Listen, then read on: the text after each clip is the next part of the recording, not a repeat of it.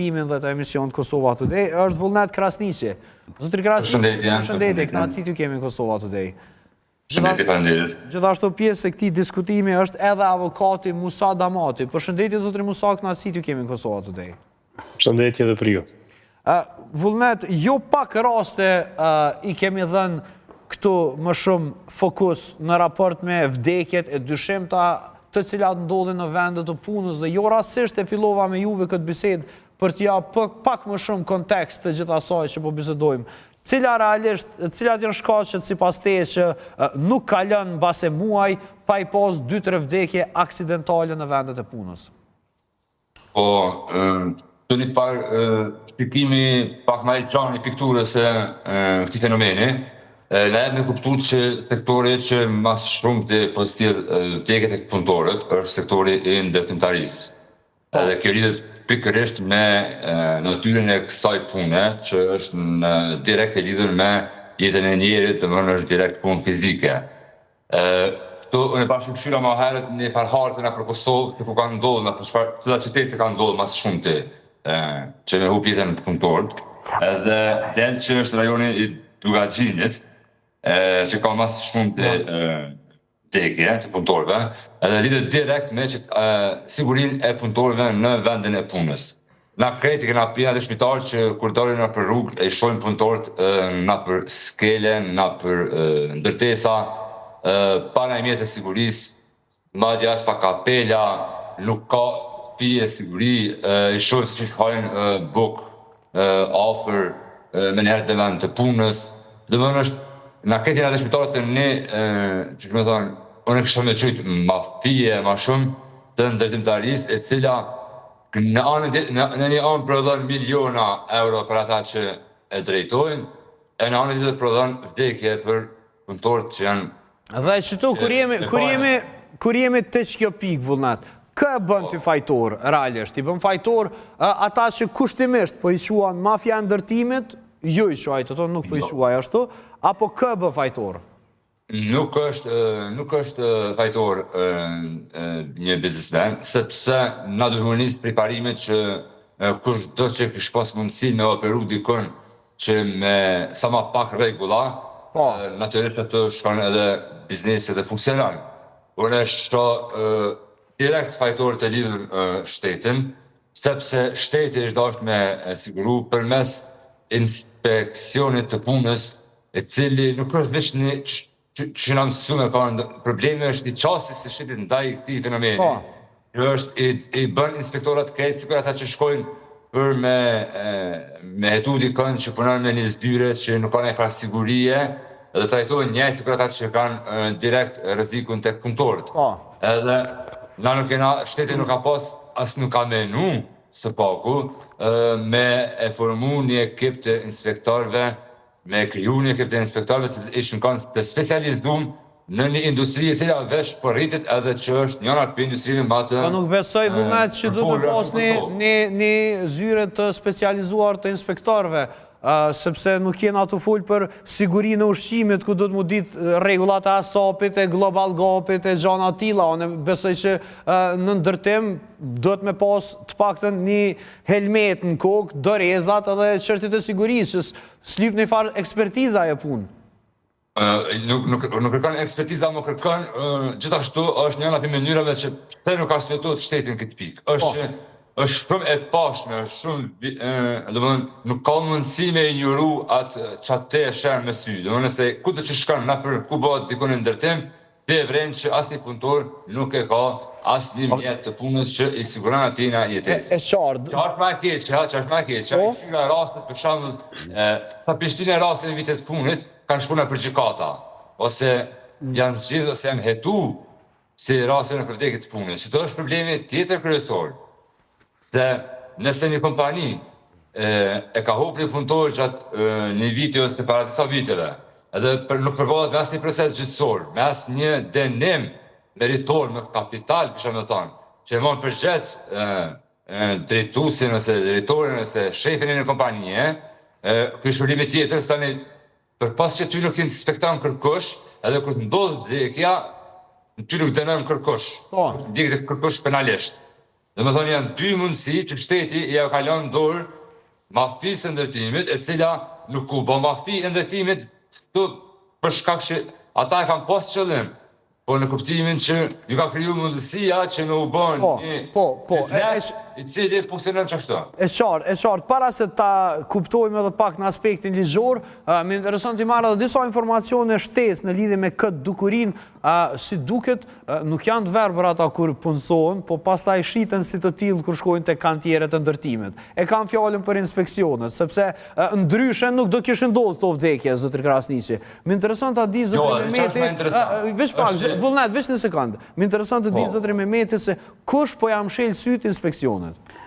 Inspektorat realisht është numri vogël spari tyres, dytë inspektorat është shiten shumë kollaj. Kroni, mjafton mi avdhon një drejk, a i shefi aty dhe i thë që në regull jem, pra këto janë problemet me cilat ballafaqohet. Ajo që duhet besoj, që duhet ndërmarrë është që të bëhet një ligj në bazë të ligjeve të Bashkimit Evropian. Çka nënkupton kjo? Nënkupton që çdo punishtë duhet të ketë një oficer sigurie, kroni.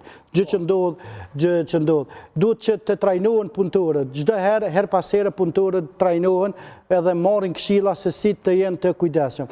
E treta është që inspektoriatit shpesh herë duhet që pa paralajmërim të shkojnë të bëjnë kontrolla. Gjithashtu duhet të ketë një shtim të, siç tha edhe vullneti, gjë që nuk ka ndodhur asnjëherë fatkeqësisht, që të ketë dënime kapitale për ata të cilët nuk i zbatojnë urdhra.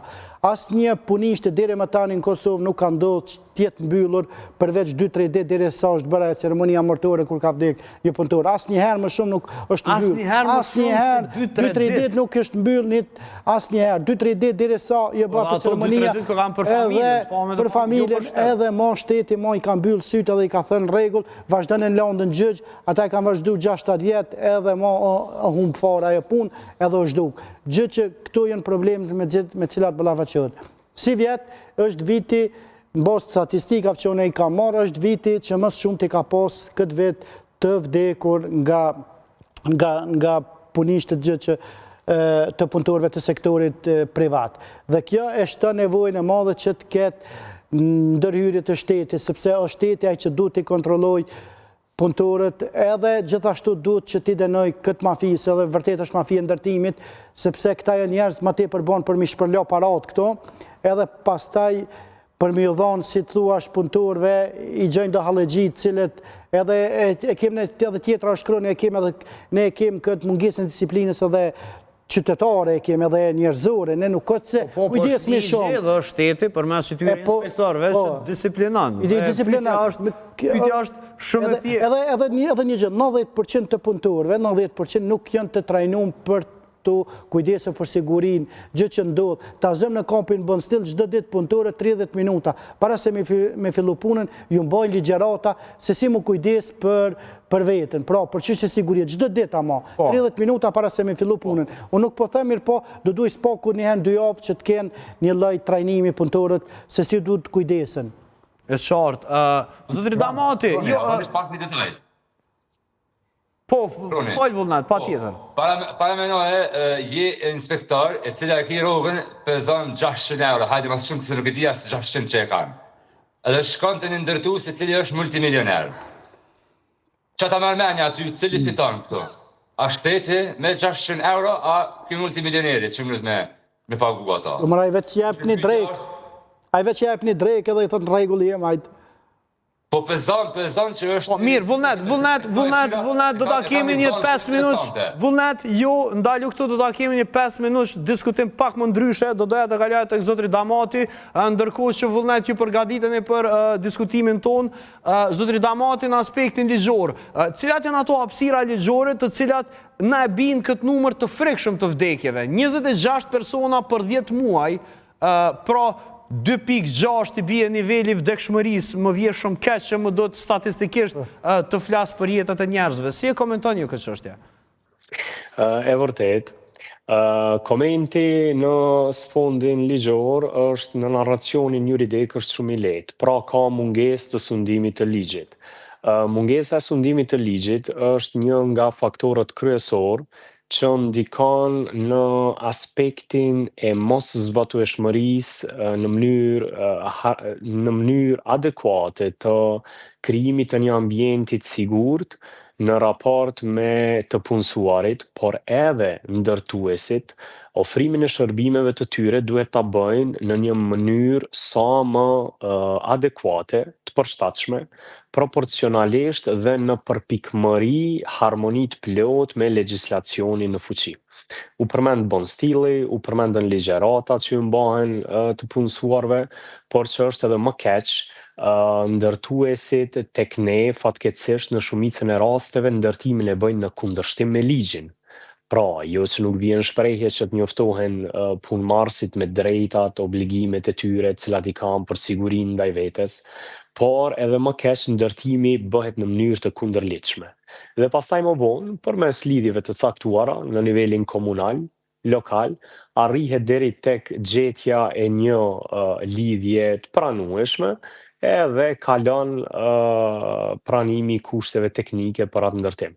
Çka është edhe më e rrezikshme, e që unë dua ta potencoj, e që nuk e pam në kampanjën zgjedhore që e patëm për garën lokale të asnjëri prej kandidatëve pothuajse, kemi raste flagrante kur ndërtimet bëhen pranë qerdheve, pranë shkollave, ciklit ult, pranë qerdheve, madje pranë një numri, 2 apo më shumë qerdheve, cilat janë të rrethuara me material të rënd ndërtimor, me qarkullim të vazhdueshëm, të pasigurt, të arsenalit ndërtimor, të rrezikshëm, pajisjeve të rrezikshme. Pra, jo vetëm punëtorët, por edhe kalimtarët e rastit.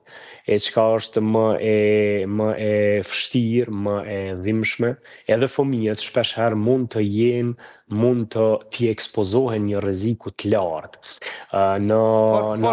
Zotri Damati, do doja të di nga këndvështrimi tënd, nga këndvështrimi yt, cilat janë rregullat ligjore realisht, dhe puna e inspeksionit, ka ndonjë rregullativ ligjore, ma sa ditëve duhet shkoj inspeksioni, apo që shkon kjo puna e kontrollimeve, sepse me të vërtet ne shumica e qytetarëve që po na ndjekin, edhe personalisht nuk është se kemi ndonjë ide se si funksionon inspeksioni, por ne kemi një ide se shohim shumë persona pa helmet në katin e 11. Kemi shumë persona që shohim pa asnjë lloj të lidhjeve, të rripave të sigurisë në skele, në 50 metra, 70 metra mbi tokë. Si t'i rregullojmë këto gjëra dhe realisht në momentin që një qytetar e sheh një aktivitet të tillë nga ta drejtoj gishtin e tij. E qartë. Madje shohim edhe pa perimetër të sigurisë, pra funksionojnë ato tullat e larta, ato makineritë e larta, ndërsa poshtë kalojnë fëmijët për të shkuar në një kopsht apo në një qerdhe që e kanë krejt afër punishtes. Pyetje shumë e vend. Unë fillimisht dua të potencoj atë që audienca po besoj vetëm e din, më tepër trajtoj lëndë të profilit lartë penal. Mirë, po sa i përket këtij rrafshit administrativ se si funksionon inspektoriati, kjo çështje rregullohet me kornizën ligjore, legjislacionin në fuqi për drejtat dhe detyrimet që burojnë nga ligji me cilin rregullohet materia e inspeksionit. Ata patjetër se kanë të drejtën e tyre ligjore që të bëjnë kontrolle të vazhdueshme, por ku qëndron mangësia? Pikërisht mangësia qëndron në mosfundimin e ligjit.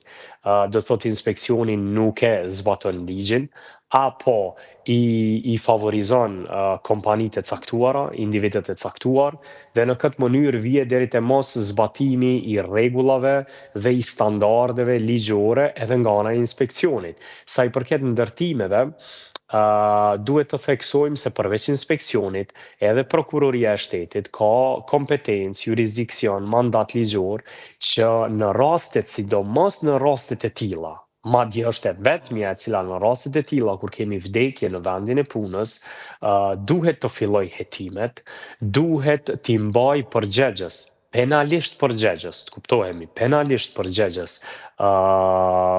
kompanin, personin, subjektin afarest, i cili është marrë me ndërtimin dhe tek i cili ka humb jetën një punëtor. Madje, unë mendoj se prokuroria e shtetit ka punë dhe nuk duhet të presë që vetëm të ndodhë një vdekje në mënyrë që të zbatoj ligjin, sepse Unë mendoj, si avokat, që edhe mos respektimi, mos marrja e masave të duhura të sigurisë, mund të çojë deri tek shkaktimi i një rreziku të përgjithshëm.